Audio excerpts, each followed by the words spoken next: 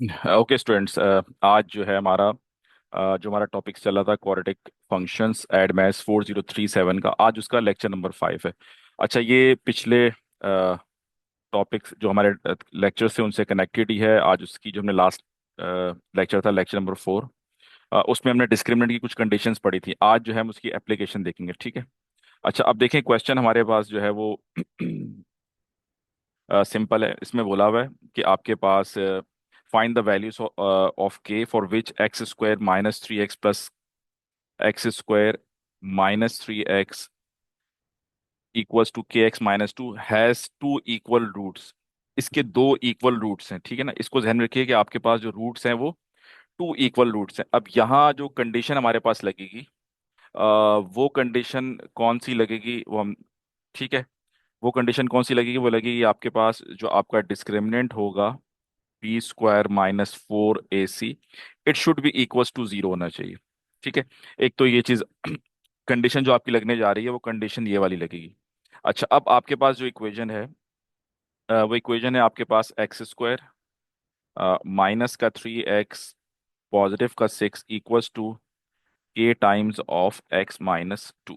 अच्छा, पहले तो आपने काम ये करना है कि इस इक्वेशन को आपने स्टैंडर्ड फॉर्म में लेके आ जाना है। स्टैंडर्ड फॉर्म का मतलब ये है कि आपके पास इसको सिंप्लीफाई करें और आपके पास ये वाली फॉर्म बननी चाहिए जो हमारे पास क्वाड्रेटिक की स्टैंडर्ड फॉर्म होती है, यानी ए एक्स स्क्वायर पॉजिटिव का बी एक्स पॉजिटिव का सी इक्वल्स टू 0। ये आपकी स्टैंडर्ड फॉर्म है, ठीक है।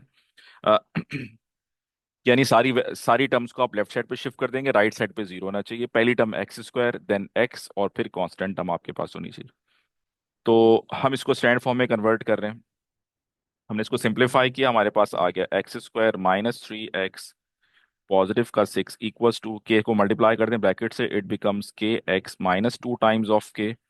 अच्छा, बाकी वैल्यूज को आप लेफ्ट साइड पे शिफ्ट कर दें, it becomes x square minus 3x minus का के एक्स प्लस का 6 प्लस का 2 के इक्वल्स टू 0, ठीक है। ये अब आपकी स्टैंड फॉर्म बन गई, ठीक है। आपने सिंप्लीफाई किया और सारी वैल्यूज को आपने लेफ्ट साइड पे शिफ्ट कर दिया। नाउ अब आपके पास हमें पता है कि हमारे पास जो ए होता है वो आपके पास 1 होगा, चूंकि आपके पास एक्स स्क्वायर का कोफिशिएंट 1 है। आपके पास अच्छा, इसको और सिंप्लीफाई कर लें। इसमें चूंकि एक्स 2 टाइम्स आया हुआ है, तो आप एक काम ये कर सकते हैं कि आप इसमें सिंप्लीफाई कर लें। यहाँ से आप एक्स को कॉमन ले लें, ठीक है ना। अ, बल्कि माइनस को भी कॉमन ले लें, तो आपके पास आ रहा है 3 पॉजिटिव के, यहाँ आ जाएगा एक्स प्लस 6 पॉजिटिव 2 के इक्वल्स टू 0। नाउ अच्छा, अब आपके पास जो है वो एक्स स्क्वायर का जो कोफिशिएंट है वो 1 है, तो ए आपका 1 हो जाएगा। अच्छा, बी आपका क्या होगा, जो कि एक्स का कोफिशिएंट है, which is minus 3 positive K bracket में, और सी आपकी कांस्टेंट टर्म होगी। This whole thing is your constant, यानी सी। सो आप कह सकते हैं 6 पॉजिटिव 2 के। नाउ अब आप इसमें अप्लाई कर दें जो आपके पास कंडीशन थी, B square minus 4ac should be equals to 0 under the condition, because जो आपकी कंडीशन है इसमें टू इक्वल रूट्स हैं, ठीक है। तो आपने यहाँ पे बी की जगह पे -3 पॉजिटिव के इस पूरे का स्क्वायर कर दिया, -4, ए की जगह पे 1 और सी की जगह पे 6 प्लस 2 के इक्वल्स टू 0 हो गया। अच्छा, अब इस स्क्वायर की वजह से, ये जो स्क्वायर है, इस स्क्वायर की वजह से ये वाला जो माइनस है ये पॉजिटिव हो जाएगा, और आपके पास आ जाएगा 3 positive K whole square -4 6 plus 2 times of K equals to 0। इसको आइडेंटिटी से खोल लें। ये वाली जो फॉर्म है ये हमेशा आप आइडेंटिटी से खोलेंगे, ठीक है। अक्सर स्टूडेंट्स इसमें जो है वो प्रॉब्लम करते हैं, तो आपने इसको आइडेंटिटी से खोलना है। तो इसको आपने आइडेंटिटी जो आपके पास A square plus times of A B plus B square, इसमें ए आपका 3 था तो यहाँ 3 प्लग इन कर दें, यहाँ पे के प्लग इन कर दें, और -4 को अब यहाँ मल्टीप्लाई कर दें, तो it becomes -24 and -8 K should be equals to 0। Simplified, इसको सिंप्लीफाई कर लें तो ये आपका 3 का स्क्वायर 9 हो गया, 2 3 6 के हो गया, प्लस के स्क्वायर -24 -8 के इक्वल्स टू 0। अच्छा, अब के स्क्वायर तो एज इट इज आ गया। जो आपके पास के वाली टर्म्स है, ये दोनों के वाली टर्म्स है, इनको आप सिंप्लीफाई कर लें। और जो आपके पास कांस्टेंट टर्म है आप उनको सिंप्लीफाई कर लें। ठीक है। अच्छा तो 6 के -8 के कितना हो गया आपके पास? ये हो गया आपके पास -2 के।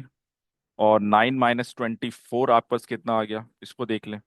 अच्छा, 9 - 24 आपने किया तो आपके पास जो आ रहा है, which is equals to, check करने देख मुझे कि मैंने कहीं, ठीक है। अच्छा, अब 9 -24 आपने किया तो 9 - 24 आपके पास आ रहा था -15 इक्वल्स टू 0। ठीक है। अब ये आपके पास इक्वेशन बन गई, आपके पास के स्क्वायर -2 के और -15। अब आप इसमें मिडिल टर्म ब्रेक कर लें यहाँ पे। ठीक है, तो आपके पास आ रहा होगा के स्क्वायर -5 के +3 के -15 इक्वल्स टू 0। एंड के यहाँ से कॉमन निकाल लिया तो इट बिकम्स के-5 ओवर हेयर। यहाँ से आपने +3 कॉमन निकाला तो इट बिकम्स के-5 over here. So you have के-5 and k+3, it's equals to 0. So you have two values of k+3 equals to 0 कर दिया आपने, और यहाँ पे k-5 equals to 0 कर दिया। So you have two values of k, which is one is -3 and second one is positive का 5। ठीक है, तो ये दो आंसर्स आपके पास आ गए अंडर दी कंडीशन। जो कंडीशन हमारे पास थी उस कंडीशन में आपके रूट्स जो थे वो इक्वल थे। ठीक है। अच्छा, अब इसके एक दो क्वेश्चंस और कर लेते हैं। इसका नेक्स्ट क्वेश्चन देखें। नेक्स्ट क्वेश्चन में क्या कह रहा है कि find the values of K for which this has two distinct roots. अब इसमें सबसे पहले जो चीज आपने आइडेंटिफाई करनी है वो ये करना है कि कंडीशन क्या है। देखें, कंडीशन के हिसाब से कंडीशन कह रही है कि इसके दो डिस्टिंक्ट रूट्स हैं। तो हम पीछे पिछले लेक्चर में पढ़ चुके हैं कि अगर आपके पास टू डिस्टिंक्ट रूट्स हैं, यानी तो आपके पास जो डिस्क्रिमिनेंट है b² -4ac, it should be greater than 0। ये हमेशा 0 से क्या होगा, बड़ा होगा। ठीक है, इस कंडीशन को यूटिलाइज करना है। अच्छा, अब आपका जो गिवन क्वेश्चन है उसमें दिया हुआ x² पॉजिटिव का k-2x एंड पॉजिटिव का 4 इक्वल्स टू 0। अगर हम इसको देखते हैं तो ये बिल्कुल एग्जैक्टली स्टैंडर्ड फॉर्म में दी हुई है। ये नहीं पहले x² है, फिर x की टर्म है, फिर 4 है, राइट साइड पे 0 है। नाउ बिल्कुल ये स्टैंडर्ड फॉर्म में। अब यहाँ पर आप जो है वो अप्लाई कर सकते हैं डायरेक्टली। डिस्क्रिमिनेंट आपको पता है, ए जो है वो x² का जो कोफिशिएंट है जो कि 1 है वो यहाँ पे आ जाएगा। बी आपके पास जो है विच इज k-2, एंड आपका जो सी है विच इज इक्वल्स टू 4 है। ठीक है, इसको आप जो गिवन कंडीशन है, ये जो गिवन कंडीशन है इसमें आप पुट कर दें। b² -4ac, तो k-2 का होल स्क्वायर b² माइनस का 4a and c, and it should be greater than 0 हो गया आपके पास। नाउ इसको आप आइडेंटिटी से खोलें और कोशिश करें इसको खोल लिया करें। इसका एक और मेथड भी है, उससे भी हम कर सकते हैं, लेकिन मोस्टली चूंकि आपको दोनों ये मेथड ज़्यादा कन्वीनियंट है कि आप इसको एक्सपेंड करके, और ये एक्सटेंडेड मेथड हो जाएगा आपके लिए हमेशा। ठीक है, तो इसको आप एक्सपेंड कर लें। एक्सपेंड किया तो आपके पास आ गया k² -4 के पॉजिटिव का 4 माइनस का 16 greater than 0। And you have left जो आप इसको सिंप्लीफाई कर लें, k² -4 के, और आपके पास 4 - 16 जो हो गया वो -12 हो गया। ठीक है, greater than 0। Now middle term break करनी है आपने एज इट इज। k² -6 के पॉजिटिव का आपके पास आ गया 2 के -12 greater than 0। K is common, first two terms में से आपने के कॉमन ले लिया। अच्छा, तो अब यहाँ आपके पास क्या बच रहा है, k-6 बच रहा है। और सेकेंडली आपके पास यहाँ से सेकेंड दो टर्म में से k-6 greater than 0। Now k-6 and k+2 you have. अब आपने निकालनी है क्रिटिकल वैल्यूज। ठीक है ना, क्रिटिकल वैल्यूज जो है, क्रिटिकल वैल्यूज कैसे निकालेंगे? क्रिटिकल वैल्यूज के लिए आपने क्या करना है, आपने इन दोनों फैक्टर्स को 0 से इक्वेट कर देना है। K-6 को भी जीरो से इक्वेट कर दिया, और K+2 को भी आपने जीरो से इक्वेट कर दिया। ठीक है।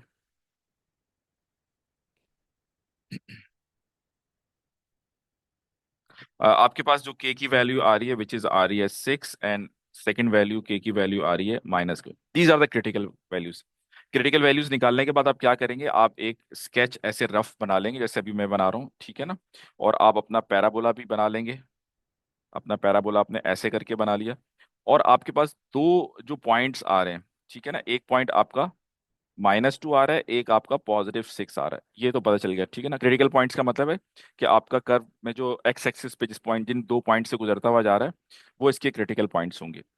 अच्छा, अब देखें यहाँ पे मेरे पास, यहाँ मेरे पास जो है, अगर मैं देखूं तो मेरे पास जो साइन है वो, सॉरी, ग्रेटर देन का साइन है ना, B² - 4AC greater than zero है। यहाँ मेरे पास ग्रेटर देन का साइन है, ग्रेटर देन जीरो का साइन है।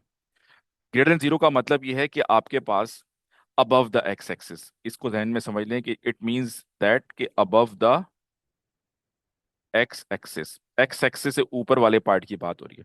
तो जब भी ग्रेटर देन का साइन होगा, इसका मतलब है above the x axis. Above the x axis से मुराद है कि अब आपने जो, आपका जो शेडिंग पार्ट है, वो शेडिंग पार्ट ये वाला है हमेशा। यानी अबव द एक्स एक्सिस मतलब है एक्स एक्सिस से ऊपर और कर्व के नीचे। तो ये वाला, ये दो पोर्शन जो है वो आपके पास शेड हो रहे हैं, ठीक है। तो अब जो आपके पास जाहिर है कि आपके पास जो शेडिंग पार्ट है, यानी जो आपके सॉल्यूशंस हैं, वो सॉल्यूशन कहाँ एग्जिस्ट करते हैं, वो 6 से आगे वाले पार्ट में और -2 से पीछे वाले पार्ट में।